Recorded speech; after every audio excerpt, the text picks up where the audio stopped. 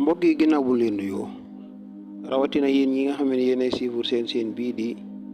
Toubaactu officiel ñu diglu Ahmed Cissé ci wax ju doy waar ji mu wax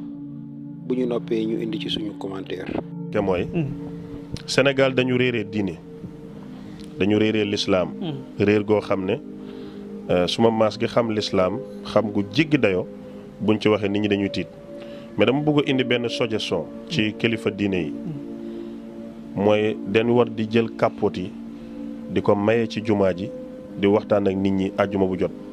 den war jël protect di ko maye ci jumaa yi di ci waxtaan ak nit ñi. pour lan ngir jumaa loolu lay jëriñ jumaa dafay defar xol dafay defar àdduna dafay defar nit tey li gën a important suñ dund ginnaaw julli mooy sëy te jumaa yi góor rek a fay dajee jigéen du ko fekkee imam bi bu xutba ni ñuy wëree di joxe mbuus ngir xaalis noonu la ñuy wëree di joxe kàppooti. mbokk yi ginnaaw bi ñu diglu Ahmed Cissé ba noppi ci kàddu yu yéeme yooyu mu yëkkati mu nekk kàddu yoo xam ne nii nag kàddu yu doy waar la lool li may njëkk a laaj mooy ndax Ahmed Cissé mi boroom xam-xam la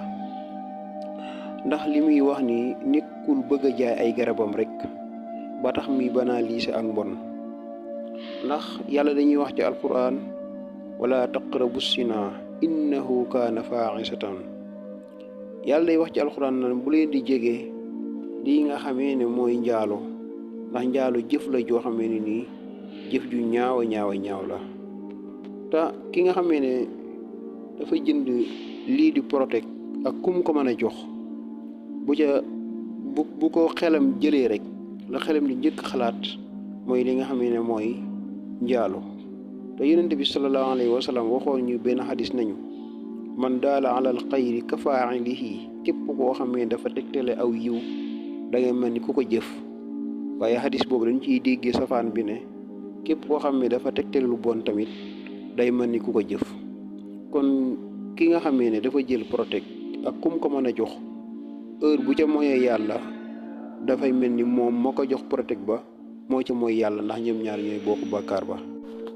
te lu toll ni néegub yàlla naka lañ fa mën a dajee ak ku toll ni imaam daraja ji ko borom bi jox ak wàccuwaay bi ko lislaam jox muy jël lu toll ni protect di ko séddale ay nit loolu mooy banaliser ak bon dëgg ak wax nit ñi ne leen dem leen ngeen boni ndax moom raison bi nga xamee ne moom la joxe loolu du raison ndax nee na nit ñi ginnaaw ba kenn mënu leen a téye njaalo kon dañ leen a war a musal ci ay feebar ba tax mu ne kon ñii di imaam yi nañ jël lii di ay protect ñu daal di koy séddale déedéet ndax àddina bépp bon àndoon di def lu bon lu tax lu bon la rek àddina bépp bon àndoon wan ginnaaw lu baax lu tax lu baax la rek kon ñëpp bon àndoon di njaaloo tamit kenn wërta jël di jëloon te ni protect di ko séddale ngir di ci gën a xirtal nit ñi ndaxte imaam yi heure bu ñu ko defoon dana tax nit ñi gën a njaalo ji day tax sax ñi amoon ak ragal akus néew da leen di gën a may fit da leen di gën a yokku fit ba ñi ragaloon njaalo sax mën nañoo dem njaalo ji ndax dañ naan